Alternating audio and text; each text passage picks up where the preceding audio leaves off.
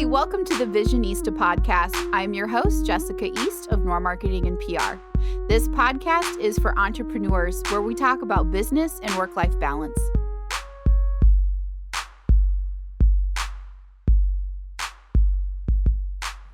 Hi, everyone. Thanks for joining us today. This is the Visionista podcast. I'm your host, 𝐊𝐞𝐞𝐲𝐽, and I am here today with my guest, Brian Petro, who is also known as Smart Guy in a Tie. And you can see he is wearing a very smart tie today. Thanks for agreeing to chat with me today, Brian. You are very welcome. Thank you very much for having me. I appreciate it. I'm really excited about our topic today. But before we get to that, Brian has a super fun background. He does marketing, he does teaching, but he's also an expert mixologist. I know this because I've had his drinks. So Brian, do you have a couple of moments where you'd like to tell everybody what it is you do all day, every day? So I do two things all day, every day. One of those is, like you mentioned, obsess about cocktails, cocktail culture, cocktail and food history, and write about it and explore it because it's super fascinating. And yes, I do have quite a few bottles laying around the house, or as my wife likes to put it, the liquor store. So I've got a small little bit next to me, and then downstairs is the main action. Oh, cool. The other part of what I do is write social media content, work on graphics, and just stare at social media a lot and figure out how it keeps working the way it does, because it's always changing and the conversation is always something a little bit different. Yes, I would agree with that. I think most of our listeners would agree with that too. As soon as you think you figured it out, somebody changes an algorithm or they add a new widget or video or something, and then you're trying to figure it out all over again. So having someone like Brian in your back pocket to help you with those things is always advisable.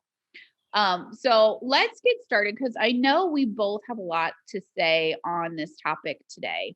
We're just coming off of Pride Month. That was last month. And a lot of people say a lot of things, and this is kind of what started us talking about doing this podcast.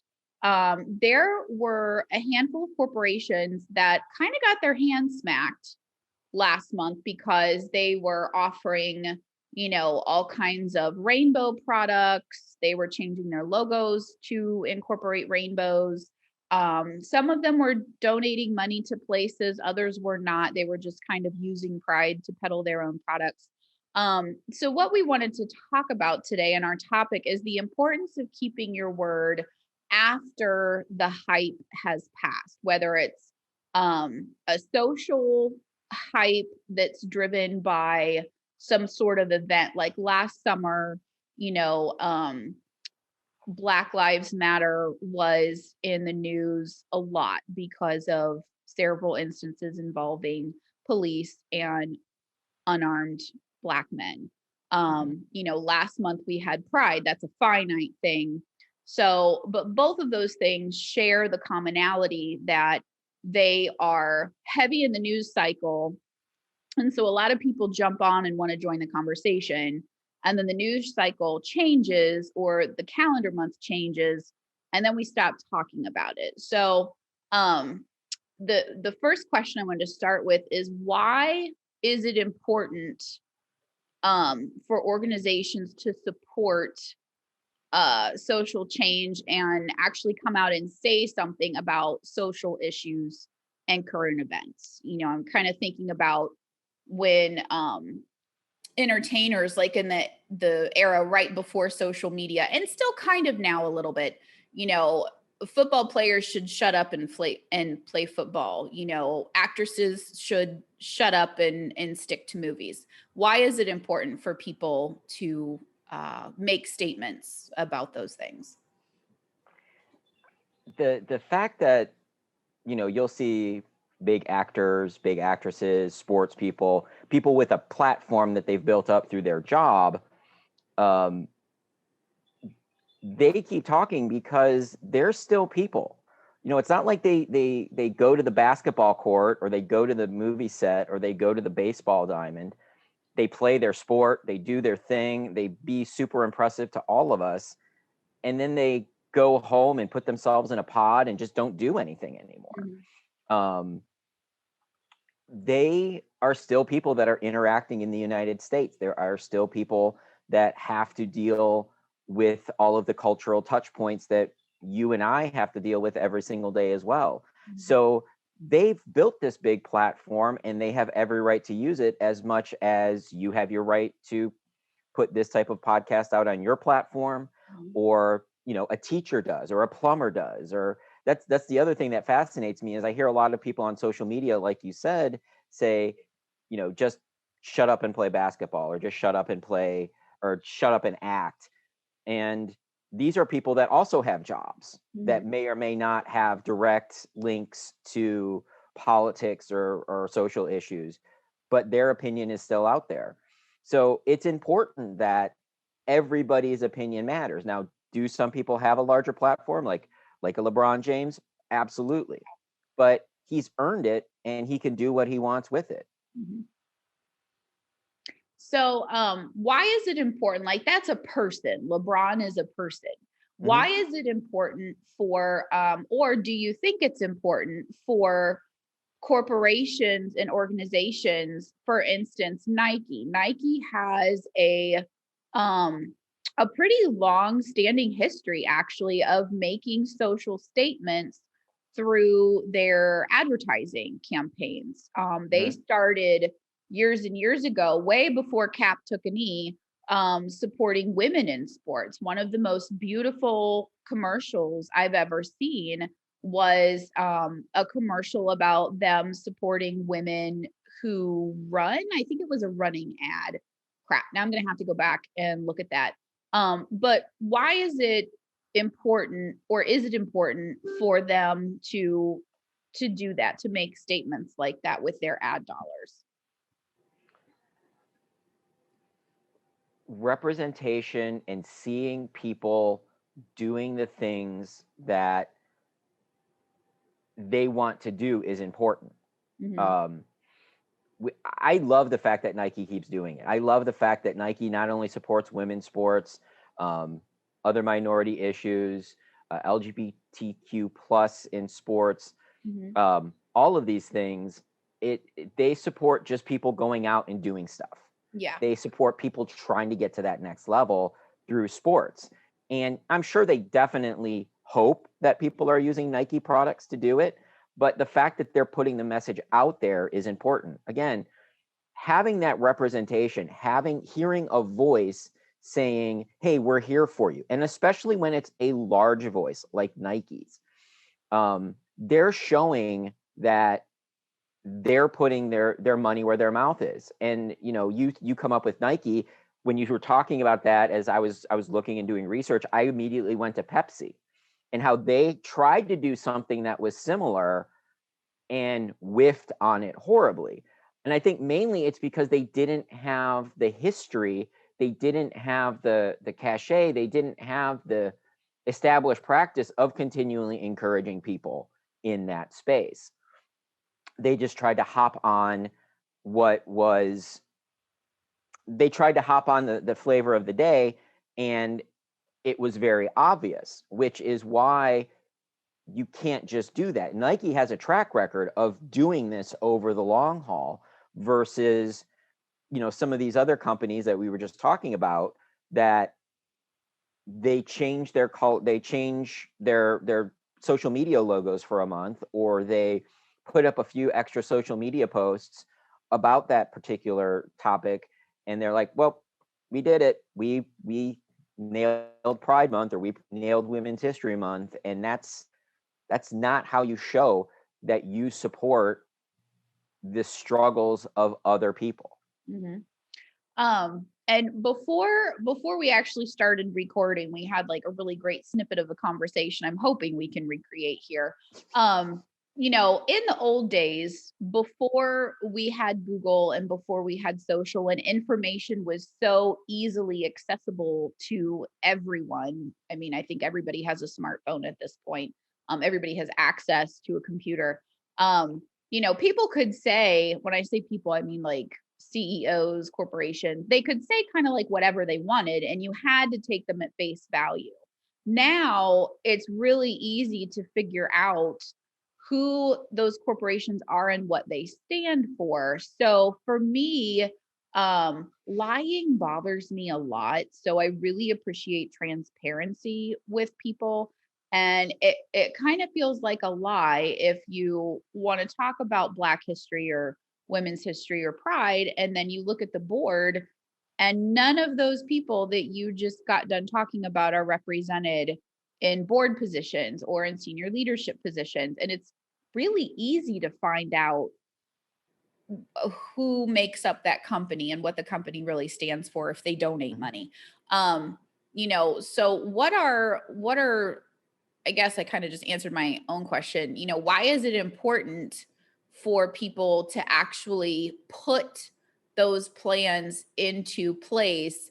And then I guess if you have any cautionary tales of people who tried to say, oh yeah, we totally support whatever the thing was that day, and then, got pushback on social where people were like, actually, you have a funny way of supporting it because we don't see how you're supporting it other than this little soundbite that you put together last Tuesday.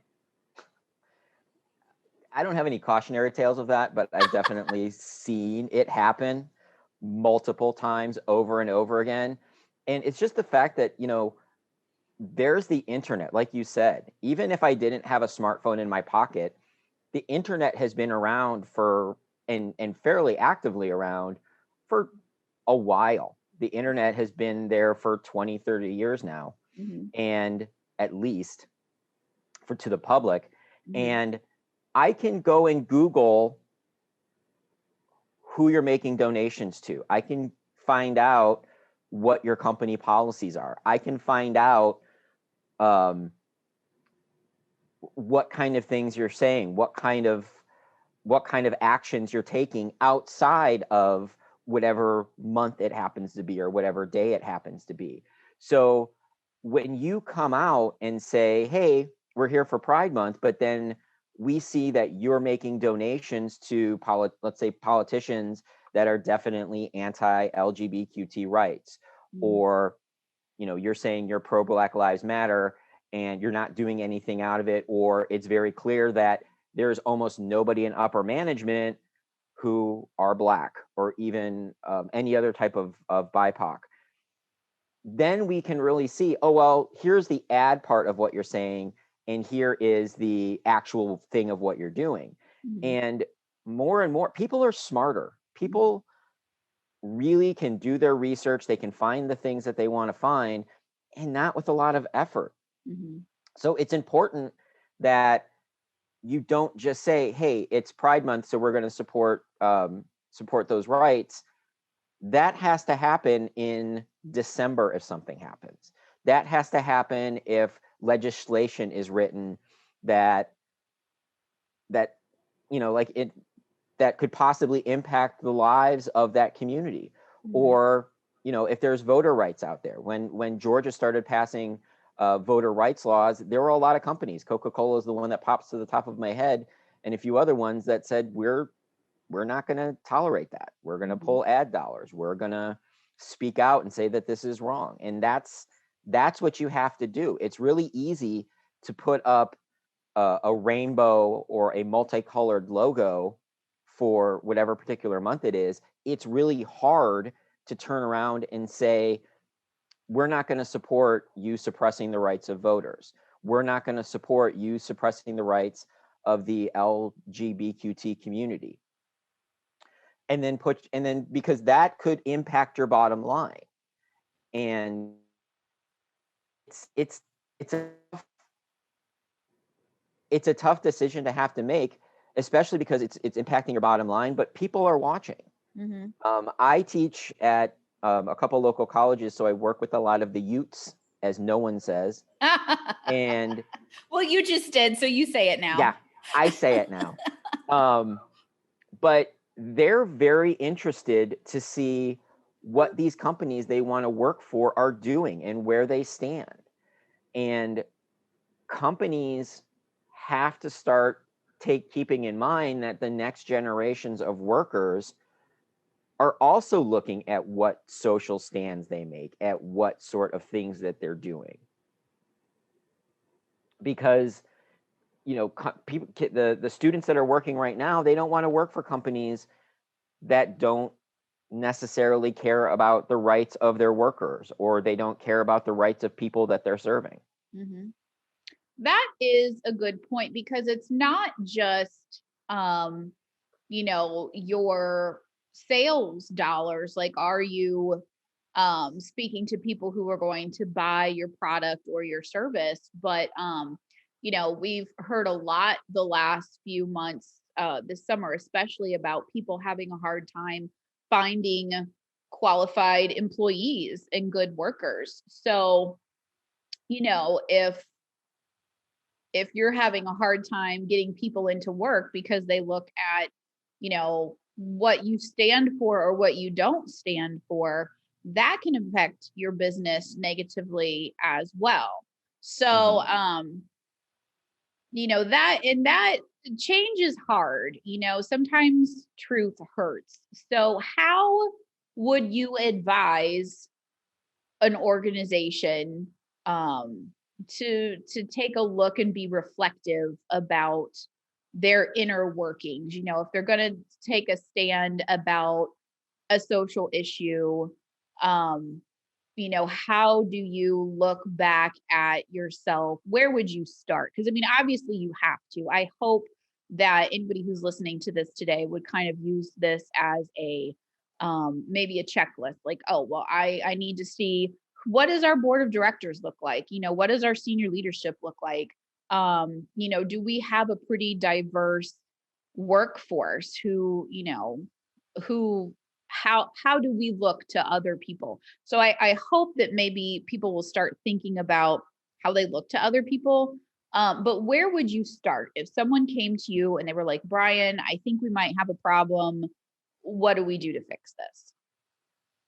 Well, I think the first thing, something you already mentioned, the first thing is really take a look at your company and look at all the faces that are there. See, I mean, is it one shade and one gender, or do you have a diversity of shades and a diversity of genders and a diversity of interests?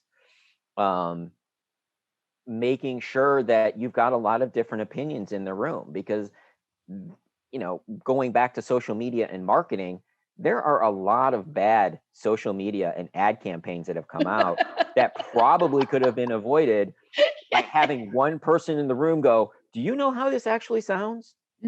Have you thought this entirely through? Like, I think for Mother's Day, Burger King put out a tweet that said, Yes. Women need to be in the kitchen. Now, in the full context of what they were saying, I get it. What they were really trying to say was, we need more women chefs to get that voice into a place that has been predominantly male for decades. And That's they were pushing message. their scholarship. So, like, in general, it was a really great thing. I remember this. I think I reposted this because I was like face desk. I was gobsmacked that, like, you know, like, did the intern put this together? How did this happen? The whole premise of what they were doing was actually really great and really admirable. They recognize that they need more female chefs, head chefs, and to do something about that, they put together this scholarship fund, but then they chose to communicate that to everybody with the headline, "Women should be in the kitchen on Mother's Day." Yeah. It did not go well. You need to really think about the fact that a lot of people will just look at what the headline says and react to that. They don't read the entire article. So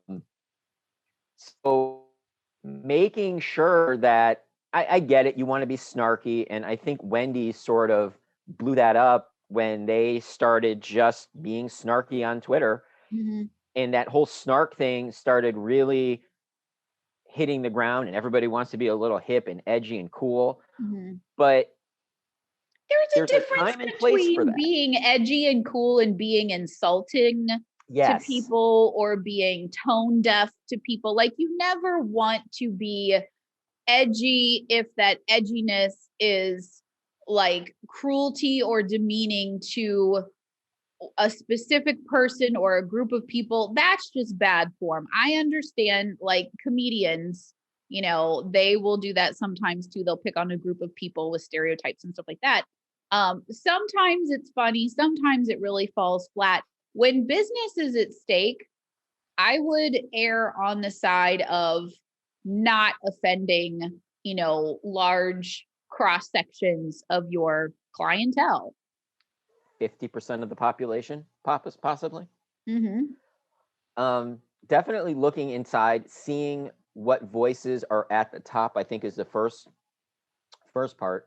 Second, I really think looking at where you're spending any dollars outside of your business is. If you're a business that's big enough to support other industries or support other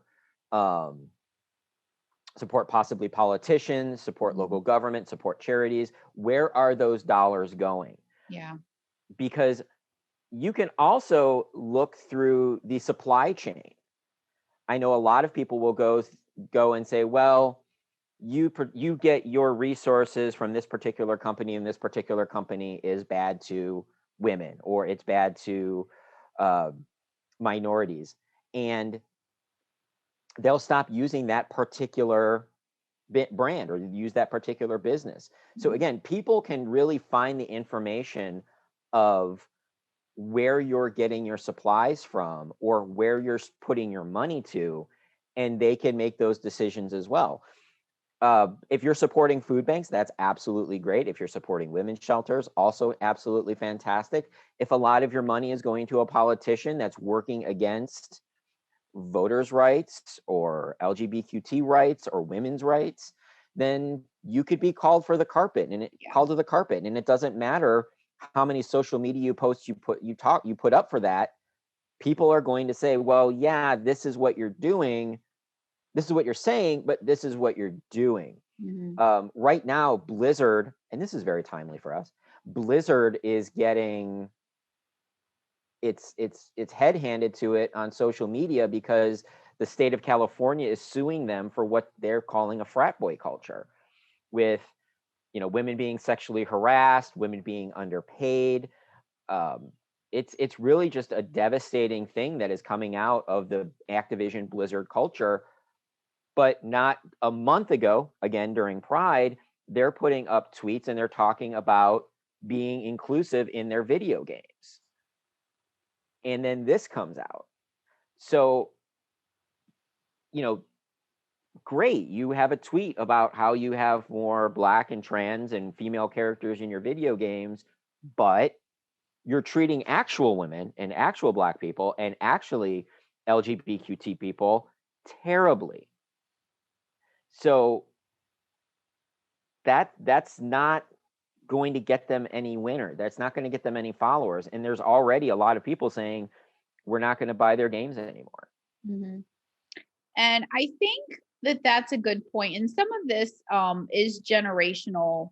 The activist culture, the hacktivist culture is something, what would you say, 30 and younger, 35 and younger?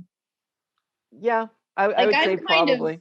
I'm 42 and I'm kind of in between the, oh, we don't care people, it has nothing to do with me people, and the people that are like, no, this has everything to do with where I shop. So I'm kind of on the cusp of those two things. As you think about life expectancy, not to be the negative Nancy here, but you definitely want to maintain your relationships with your current customers. But when you think about attaining new customers and you think about just aging in a life cycle in general, at some point the customers you have will not be around, and you need to look at other ways to get younger customers to come shop with you. I have kids in high school, a couple that are in college, so they are transitioning right now from mom buys everything, we shop in the kitchen and the store of mom, which is super fun when I come home and I find people literally loading up in the kitchen or my bedroom with like candles and soaps and stuff. I'm like, no, this is not Bath and Body Works, guys. This is my room. Put that back. They're moving from shopping at mom's house and just taking whatever I give to them to eat or to wear or whatever, into making their own decisions on their own money and where they're going to make their purchases. So I think understanding what's important to younger generations is a really good idea to establish brands, to new brands. Like, you have to understand where people are coming from, and more wanting to make the world a better place, wanting to make the world a more inclusive place and a more loving place is really important to those younger consumers that are moving from mom and dad's house to now I'm making all my own decisions.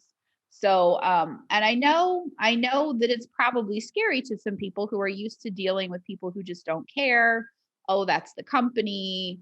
It doesn't really affect me. But I think it's a good conversation to have, because there will be sales benefits based on understanding and doing it, doing inclusion well and really putting that into practice where you are.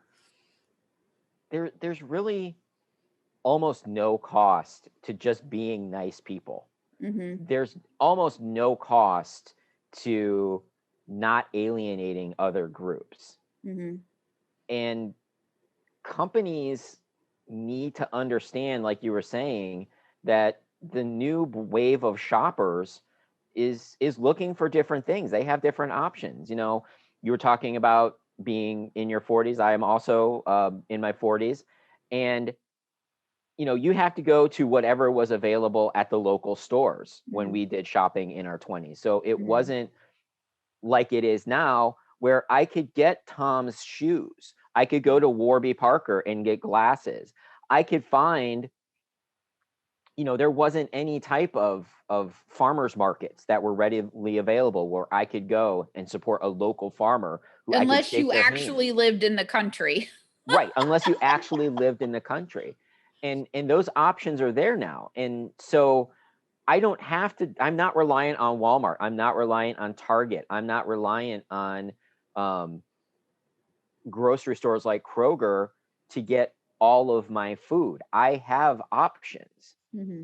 And so that just makes certain things commodities. Mm-hmm. And if I have a choice between I want to buy this thing or I want to buy this thing, I could then look at the companies and say, all right, well, who treats their workers better? Yep. Who has more diversity? Who's looking out for the environment? Who's looking, who isn't being actively hateful to certain groups?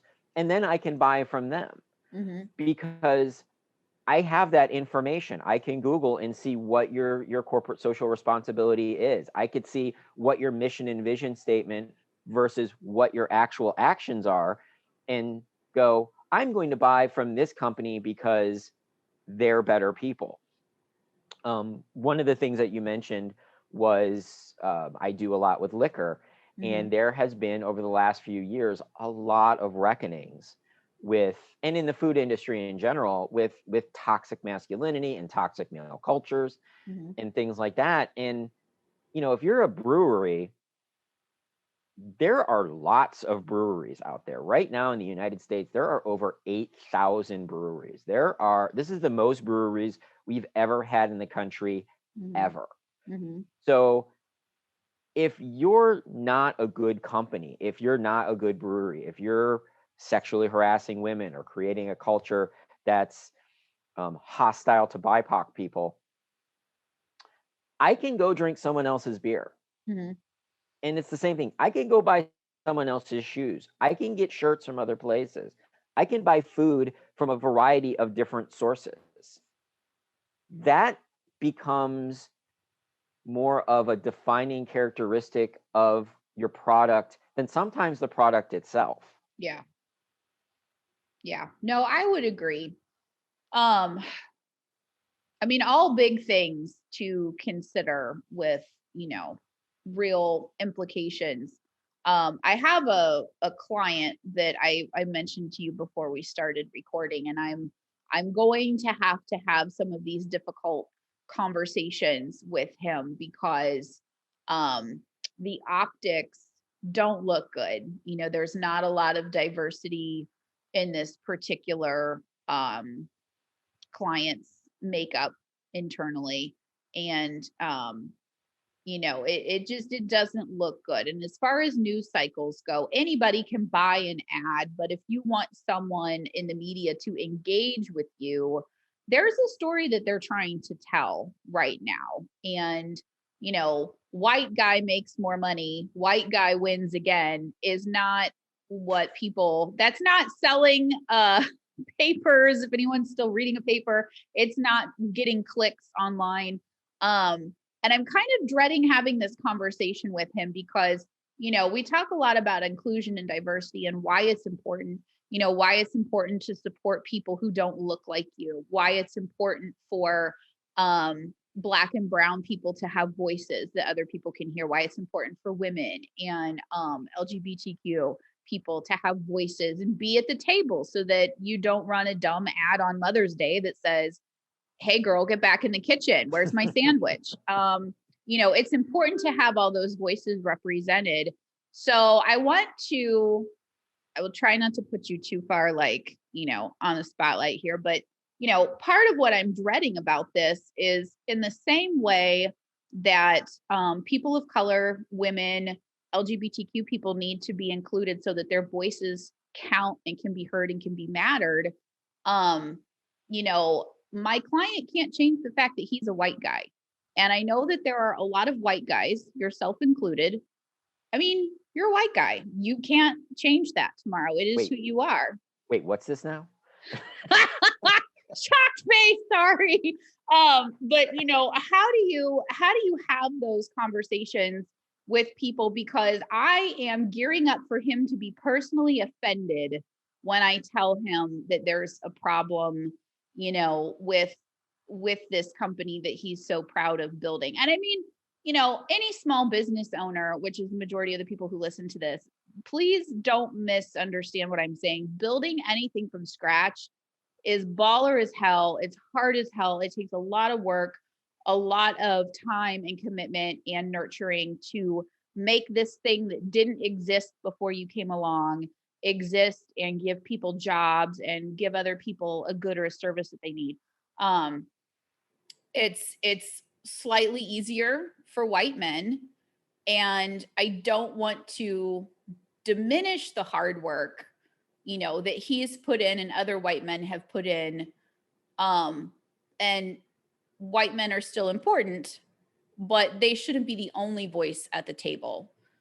And so how would you approach other white dudes to say, hey, you know, we're still important and valuable, but so are all these other people.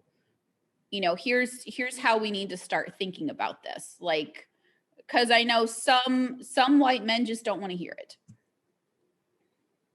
Yes. And it's something that I struggle with all the time because I'm a white man. And sorry, I did not mean to like lay that one on you today, B. We're going to need to go down to the basement and make a cocktail. Just kind of sit with that truth for a minute. I'm going to have to deal with this off the podcast. I think it's hard from the standpoint of, and you kind of alluded to it. We've worked, you know, they've done the work and they worked hard to get there. Mm-hmm. And they don't want that diminished. Mm-hmm. So there's part of that. Mm-hmm. I feel it's a fear, like, wait, you're trying to take things away from me, which... And the is that a lot of white people see that, you know, Jessica's a successful businesswoman, that's taking things away from me. Mm-hmm. Or, you know, I have a Black friend who is a successful businessman, that's taking things away from me. They don't see it as opportunities to get different opinions or find out new things or see that in a more diverse market, everybody is winning. Mm-hmm. And especially when, you kind of mentioned this before, we didn't have that kind of competition before. And now there's more competition. And I actually had a conversation with somebody. I was a business owner I know not too long ago that was a little frustrated by some of the ways that funds were distributed. And you have to tell people, especially white men, and make them understand that having diversity and having these conversations aren't bad. It's not an attack on you. It doesn't take anything from you. In fact, if you can light more candles, it never diminishes your own. And get out there and bring a different perspective into your office. You'd be surprised how much that helps. Mm-hmm. Because I mean, and again, I think about this all the time because I think about it from the standpoint of white privilege, and I understand I have certain privileges because I'm a white male. And it's not just because I might get preferential treatment from employers, but there are also certain things I've never worried about. When I used to walk home from school, when I was in college, I walked under a dark, scary bridge at 10 o'clock at night. There is no way in hell a woman is going to do that every single night. That is terrifying. In that same community, there was a black gentleman who came up to me and asked me for directions. And when I gave them to him, he was like, no, I'm not going to go through there. That's too dangerous for me. So he walked 2 miles out of his way to avoid a place that I could have easily walked just down the street. Mm-hmm. Part of that is that white privilege, and I completely understand that, but it's also hard to tell people who are struggling that they're privileged. Yes. Because they might not see it. They're like, well, I'm barely making ends meet. I'm working 80-hour work weeks. I am busting my butt to get here, and you're telling me I have it easier. Mm-hmm. It's hard to hear. Mm-hmm. And it's a delicate part of that conversation. And so it's, to be able to say that, it does have to be dealt with in a delicate manner, but it has to be heard. Mm-hmm. And I need to say it more as well. Because I think that it's not me needing to be a white savior or a white male savior. I'm not trying to save anybody. All of the women I know, the black people I know, the LGBTQ people I know, they are more than capable of doing the work themselves. Mm-hmm. More than capable. But there are certain places that their voice isn't heard or it's dismissed because, oh, you're a woman. Mm-hmm. You're black. How would you understand this? Mm-hmm. And so it's my responsibility to get into those spaces and make those arguments heard. And I've, as a designer, there's been times that I've made a design suggestion, they poo-pooed it, I left the room, somebody else made the exact same suggestion, and it was brilliant. Mm-hmm. And that's happened to me a few times. I can't imagine the number of times that's happened to women, where they'll say something, a man will repeat it, and the man will get the credit for it. Mm-hmm. And that can't happen. We have to listen to everybody. Mm-hmm. If it's a woman that says it, if it's somebody who's gay that says it, if it's somebody who's trans that says it, a good idea is a good idea. It doesn't matter whose mouth it comes out of. Yeah. No, I like that. That is a quotable quote, my friend. And actually, I was not going to bring up the P word today, being privilege. However, you did. So, damn it. I think, well, I used to work with this lady who loved the word nomenclature. It was like, oh, this is our nomenclature for this, and that's their nomenclature for that. And that's just the words, a certain group uses to describe certain things. And being a words person, I know you are also a words person. Sometimes the words we use were fitting and easily understood when the phrase was coined 100 years ago, but it falls flat today. So I would argue that maybe white privilege is the wrong name to give it, because the privilege word does get people very very angry, like visceral, angry. How dare you? I wasn't born with a silver spoon in my mouth. I've had to work for everything. And I have a lot of family who falls into that category that gets very, very angry if you suggest that they are privileged in any way, because they are not, they're paycheck to paycheck people. They've maybe been to college, maybe not, working blue collar jobs. They don't see themselves as privileged. But whenever I have a conversation with someone and I'm like, well, when I say that word, what I mean is, when was the last time someone followed you through Target thinking that you were stealing something? When was the last time you went to a restaurant in town and they refused to serve you, but served everyone around you because you were the only one that looked like you? And then they have to admit, well, that's never happened. Okay, that's what I'm talking about. It has nothing to do with your financial stability. It has nothing to do with the dollars and cents in your checking account, and everything to do with the social situations that you find yourself in when you're out in the world. And then after I can actually talk to people, last summer was all about defund the police. Well, no, we can't get rid of our police. And if you remember, a former president had ads that, if his counterpart was elected, there would be no police and old ladies would be left on their own and being robbed and all this stuff. But the problem was, and I explained this to a couple people, defund is not disband. That's not what we're talking about. We're saying, instead of giving Kettering Police Department a tank, maybe we take that tank money and we put together some after school programs. Like, that's that's a good idea. Yeah, they shouldn't have tanks anyway. They're not the military. I'm like, that's what we're talking about though.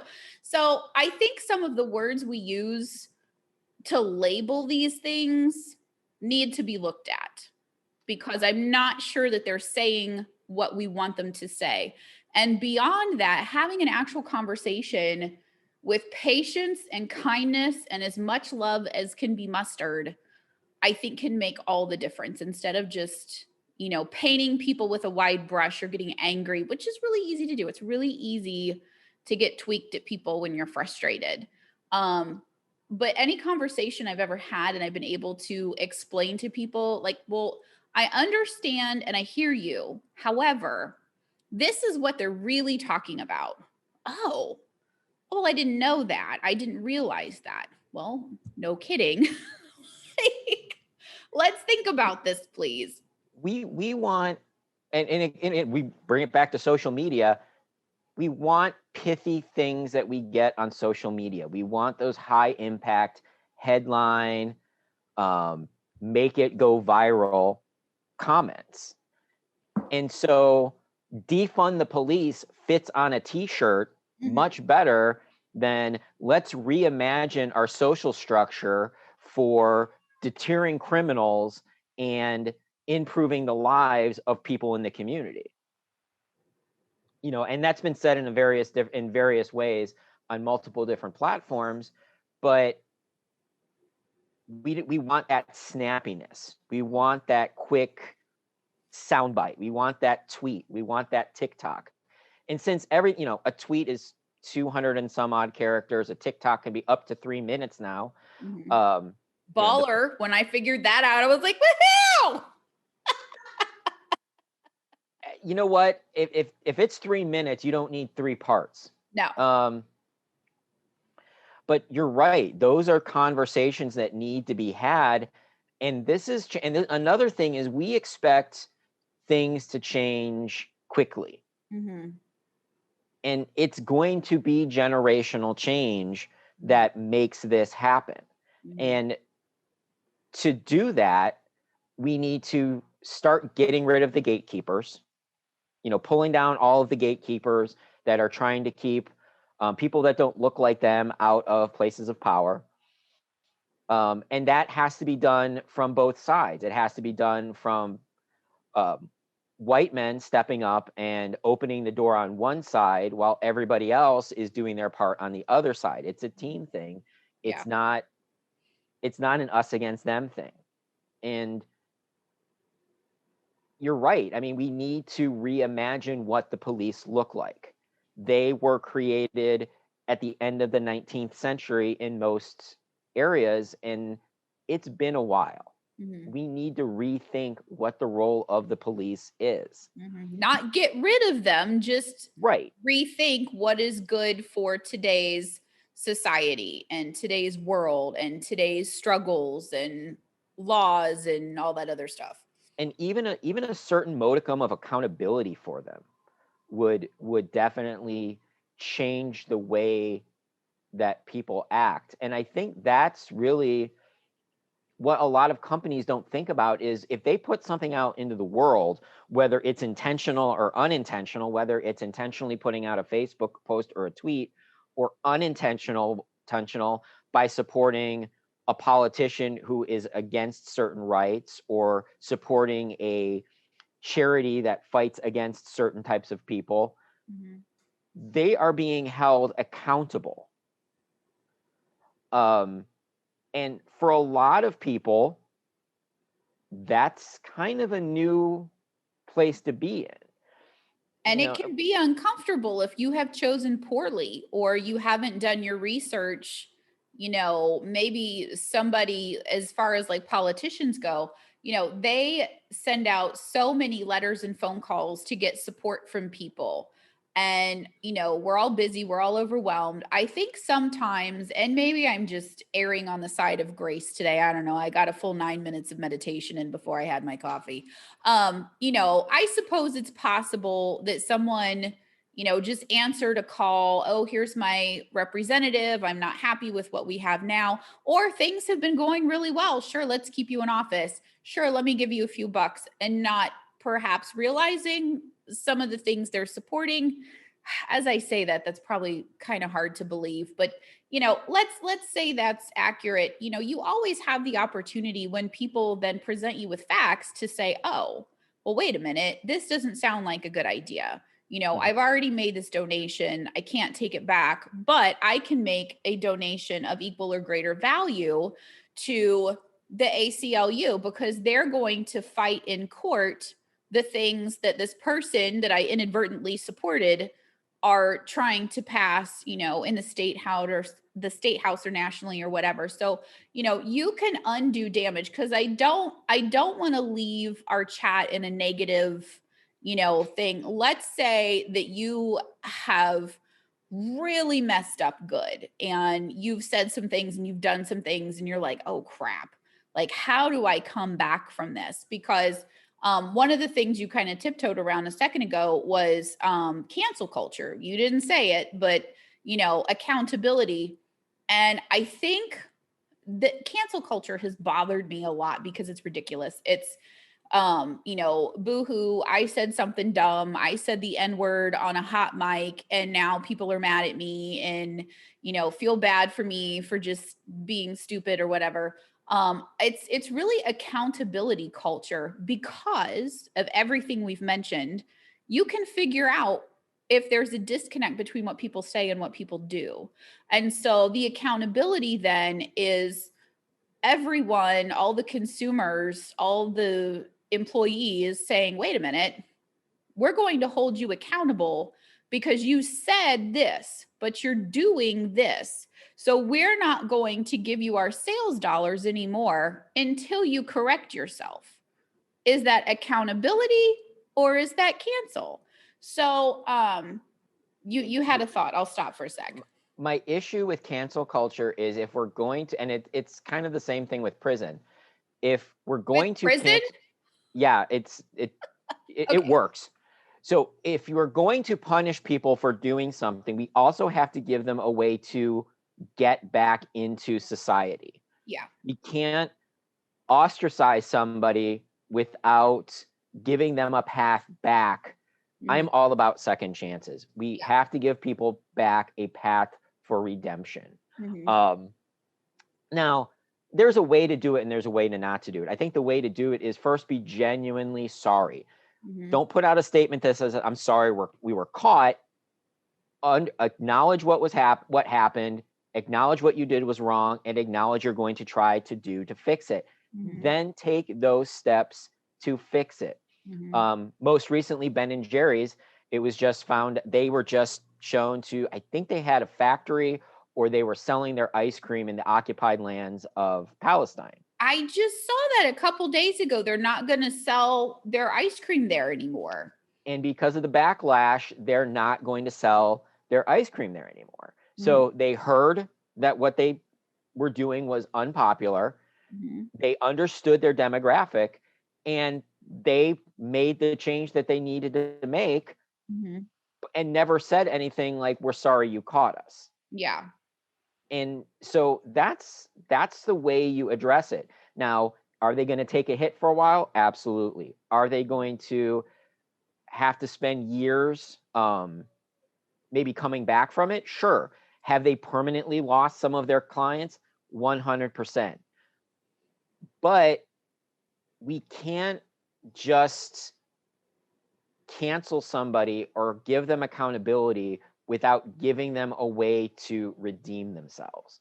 So we need to look at that more often is how does somebody who did something horrible, how do they get back into society? Now, some things I understand are beyond the pale. There are some things that no, you're not getting back into society for that. You've essentially shot yourself in the foot. There's no coming back. You might have to find a different community to do different things in. You might have to jump on the rocket ship with Bezos and go to Mars because we're done with you. Yes. Well, and I'm thinking about like a Bill Cosby. That's exactly who I was thinking about. Yeah. There's nothing he's going to be able to do to bring his reputation back even to a fraction of where it was. I think we should point out why, though, because there is a difference in case it's unclear. Like if you're listening, you're like, well, what's the difference between, this and that? There's character quality flaws that are just, they are who you are. And you have a very long track record of being that person.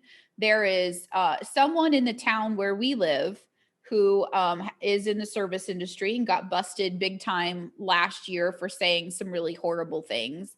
I was not shocked when all of this came out because I've known this man for about 15 years, and the stuff he got in trouble for saying and like the bad ways he was treating people, that's literally who he is. And that's who he's been for as long as I've known him.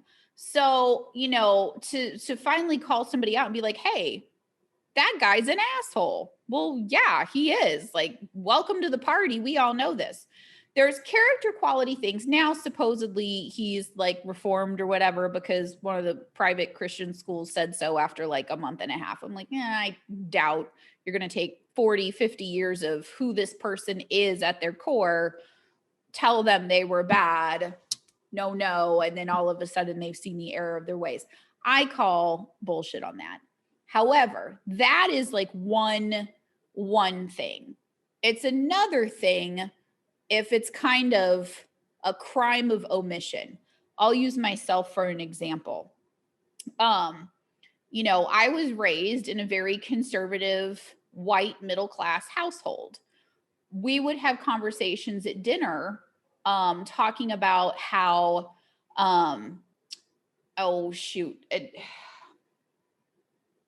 not equal opportunity. What is it when it's like for colleges admissions and things? Oh, yeah, I know what you're talking You know about. what I'm talking about. Crap, what is the word? You guys know the word. You know what I'm talking about. My parents would talk about that because my dad went to a very prestigious school, and he just knew that as a white man, he was never going to get back into that school again because they didn't want him anymore. They wanted, only people of color. And so, as a young impressionable person, I'm like, oh my gosh, this sounds terrible. Once I grew up and grew out of that and got into, friend circles of people who did not look like me, but we had similar interests, food and drink being one of them, arts and culture, I was able to have conversations with people. And the first time someone mentioned white privilege to me, it was a good thing I was sitting because I was like, what? I'm not privileged. What are you talking about? And then they explained it and I was like, oh, well, I didn't even know that. And some of the phrases I used to say, were telling of white privilege and a little tone deaf, to my friends who weren't white. And I was like, oh, God, I have been an asshole. I'm so sorry.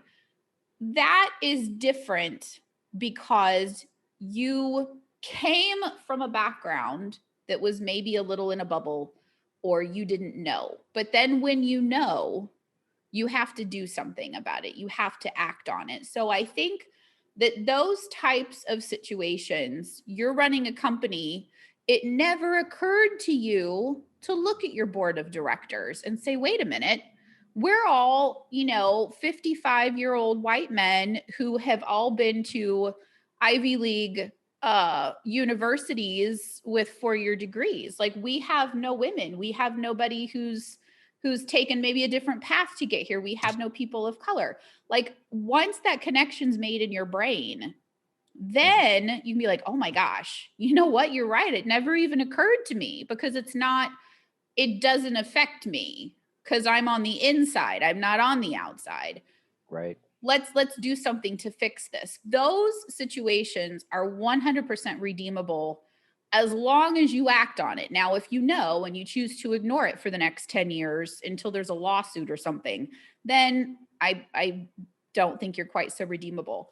That's very different than someone who knows what they're doing and just continues to behave that way until they get caught. And then they Right. make some nonsensical apology and expect everything to go back to different. So I think there's two things. And I still think that there's a lot of people, and this isn't just like white people too. I think that there's a lot of men, of all races who don't understand what it is to be a woman and some of the safety issues. You mentioned walking under the bridge.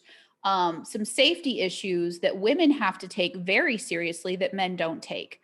Buying a car is an example of people not taking you seriously as a woman. My husband thought I was making the whole thing up. Oh, people don't treat you like that anymore. Like it's not 1950, until he saw it for himself. And he was outraged. He was like, how dare that person speak to you that way? Don't they know who you are? I'm like, well, all he sees is a woman and women are dumb to him. So no, he doesn't see the difference. And then once my husband saw it, he was able to be like, oh, well, that's not cool. It had never affected him before because he's a man and no one had ever treated him like that before because he's male. So I think once we figure those things out, we need to act on them and not be silent when we see those things happening. Those are the redeemable opportunities for change. And that's part of what I see that too. My wife and I board game, which also you might see in the background there. My wife and I board game a lot. And when we walk into spaces where there are board games, people talk to me first. I'm not the primary board game buyer in this house. I'm not the person who does the research on all the board games. That's my wife. She's the one who's responsible for 95% of our collection. And, we walk into those spaces and it frustrates her every time because they talk to me. I'm like, I ain't it. You need to talk to her about the decisions in this house. Yeah. And I think, we definitely need to listen to people and their stories because they're not making them up. Yeah. They're not, they're not saying, oh, well, we get pulled over more often, or we get, I can't walk under a bridge, or I have to walk 2 miles out of my way. That's not something they're making up. That's actually the reality of their life. They don't get to be in certain spaces that I get to be in. They don't get to feel safe in certain spaces that I've always felt safe in. I've never once come back from the bathroom and worried if there was something in my drink, ever.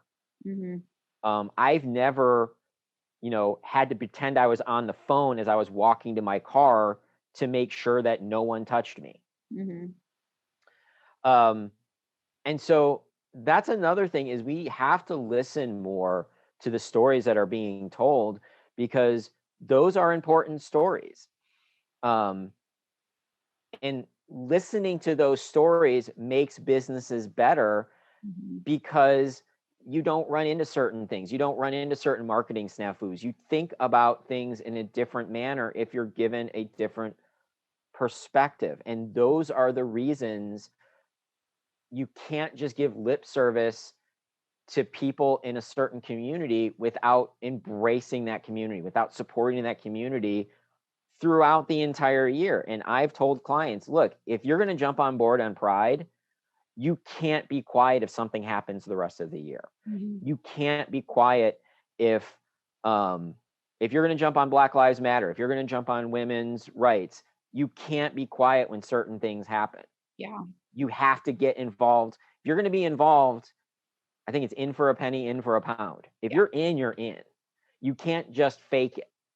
And I was even thinking, well, maybe you could say in some of the more relatively safer holidays like Mother's Day and Father's Day, those even have rights issues like maternity. Maternity in the United States is non-existent. Yeah. Why? You can't say we want to take care of mothers, we want to take care of families, we want to take care of babies, and then not do anything to take care of mothers, families, or babies. Yeah. And that's a corporate thing. If you're saying Happy Mother's Day, we appreciate all the mothers out there, and then we look at your policies and you have no maternity leave. You had a baby today. We'll see you tomorrow at 8 a.m. Right. Wait, actually, we have a meeting. Can you have the baby while you're on the meeting? Is your PowerPoint done? We'll clear out a space next to the copier if you need to give birth. We'll let you breastfeed in the bathroom. Yeah.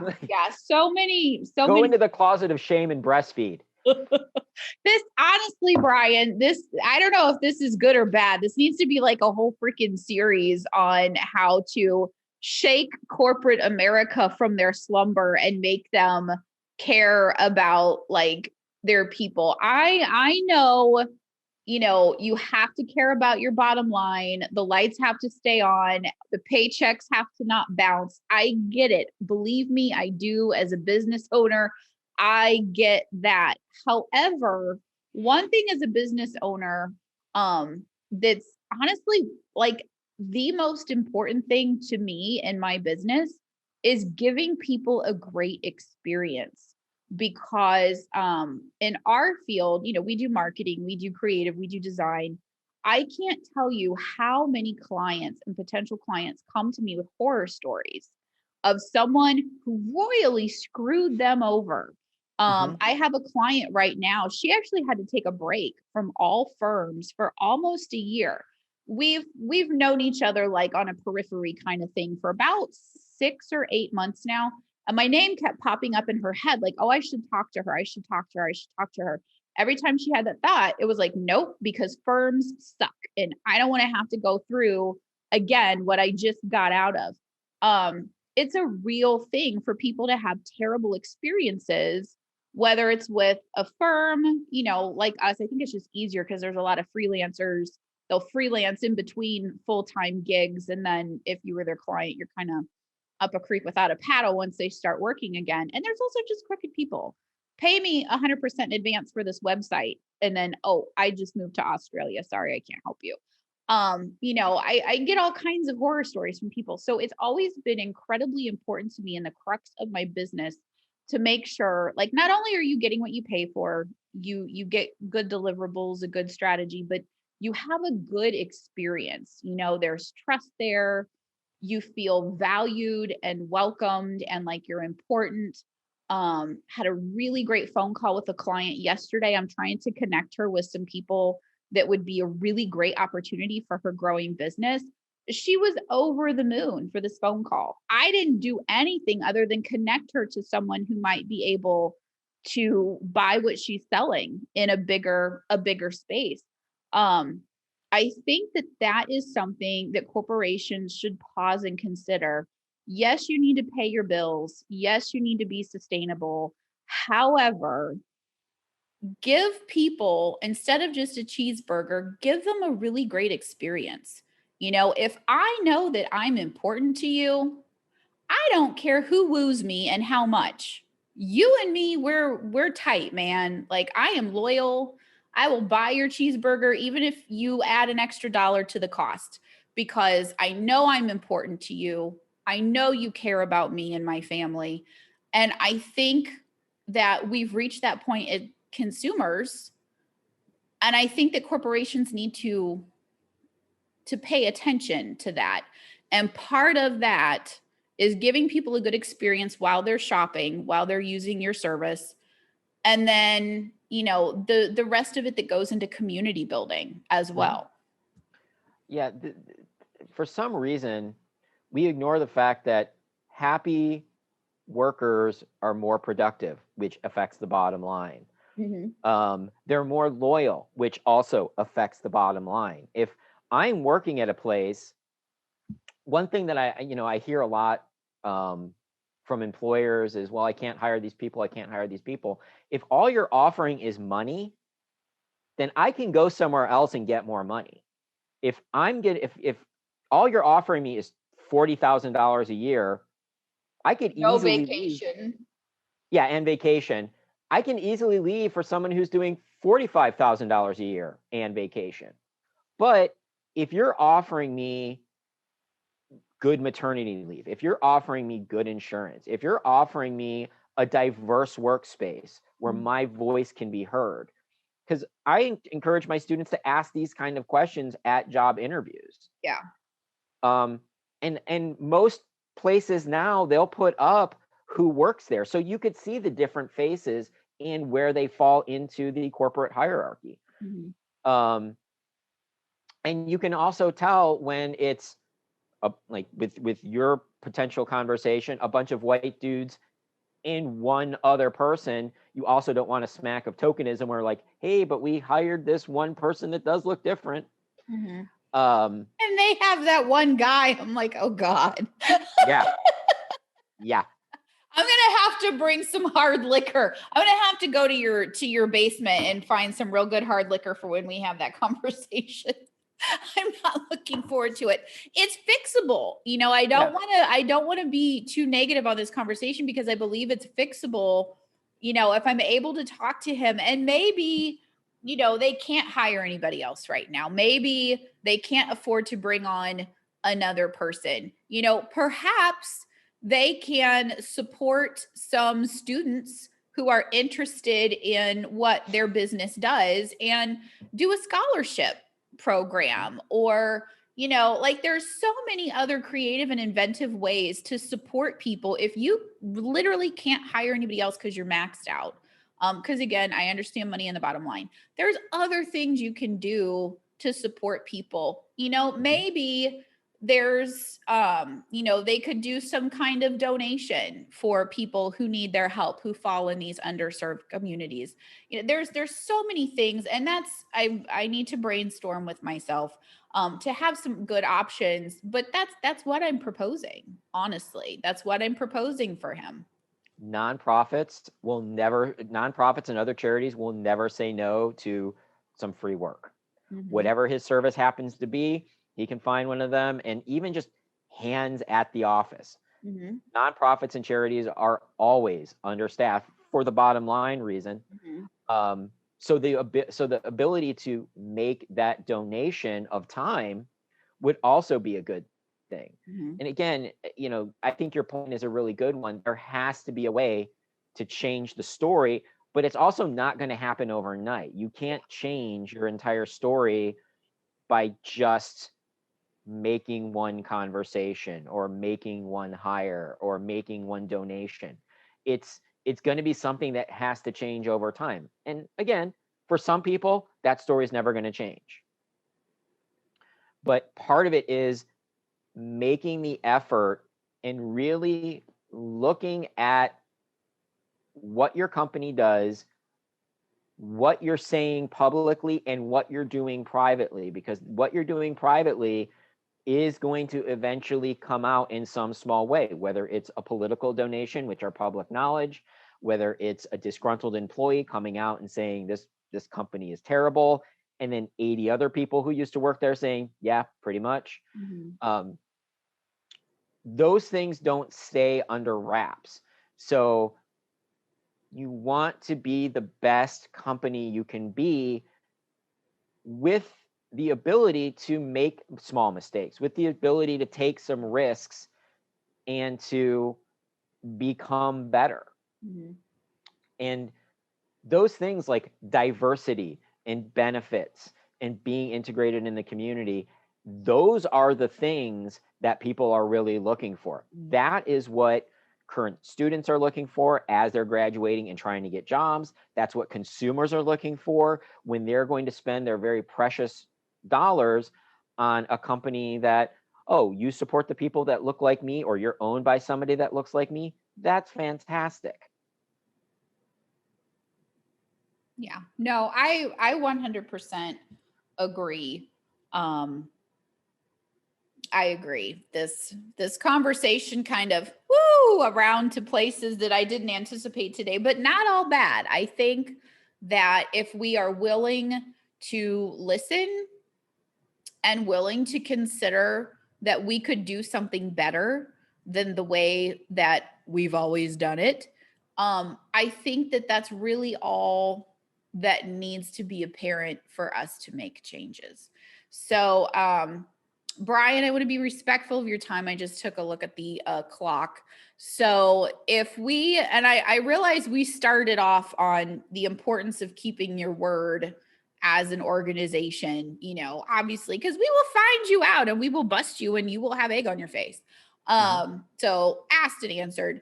We obviously went 37 other places, but good places we all need to go. So if you could sum up, you know, a last thought to leave with people who are wrestling with making changes in their own company, either as a decision maker or as someone who's working there and is like, hey man, I got to bring all these people along with me.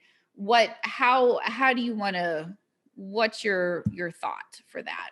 How do you want to leave? I think on both accounts, I would say be mindful and be patient.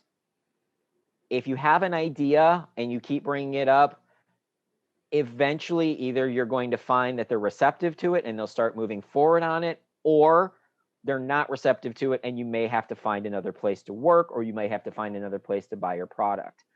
And if you're a business that's wanting to make these changes, being mindful is looking at, and it's going to take a while, it's going to take some patience. Look at where all your assets are allocated and ask if they're doing what you want them to do, if these are the best places to be spending your money. Look at what your communications are outside of your social media. What is your website saying? What are other people saying about you? You can go to places like Glassdoor and Indeed and see what former employers or employees are saying about you. Because it also might be a good idea to find out and take your employees seriously when they say something is happening. Mm-hmm. If there's sexual harassment, if there is racism, if there is misogyny happening in your workplace, take it seriously. Listen to the people who are telling the stories, because they're not making it up. And more than likely, if they're finally telling you this story, it's not the first time it's happened. Mm-hmm. And then also deal with the people that are causing the issues. They might be there, have been there for 25 years. They might be in a very high position of power. But if you can trace most of the problems at your company to one or two people, you need to deal with those people as well. painful as it might be. So really, it's a process of just going through step by step everything in your company, everything in your sphere, and saying, is this serving my company? Is it what my customers are looking for? And is it making the world a better place, making my company a better place if we keep doing this? And if the answers are no for some of them, talk to people on how you can fix it. I don't know how to make a workspace more comfortable for women or for Black people or for LGBTQ people. So I'm going to ask, I'm going to say, Jessica, how can I make this space better for you? And then listen to what I tell you. Listen to the answer and then try to implement it as much as possible. It might not be everything. Or it might be something I'm saying, okay, this is going to be a 6-month process. This is going to be a year process. But at least tell them, see what they say, and see what they do. More importantly, see what is done. Because I can put a nice rainbow logo on social media, but if I'm then turning around and making donations to problematic politicians, I don't have anybody in my company that's LGBTQ, or I am making an actively hostile workplace for those people, then it doesn't matter what I've put on my Twitter account or what TikToks I've made. I am not supporting that community. And bottom line, and topic of our chat today, you will be found out, and customers are not always so forgiving in those situations anymore. Because we all believe there's too much access to information to continue to make the same mistakes. So we'll give it to you once. We might even give it to you twice. But if it's a pattern, if it's a history, then we have a different conversation that we need to have. So absolutely. All right. Well, Brian, thank you so much for chatting with me today. I know it's a topic that you are super passionate about. It's something that's close to my heart as well. So I hope if you are listening, you've gotten a few good nuggets to think about and maybe put into practice in your own business. So until next time, this has been the Visionista.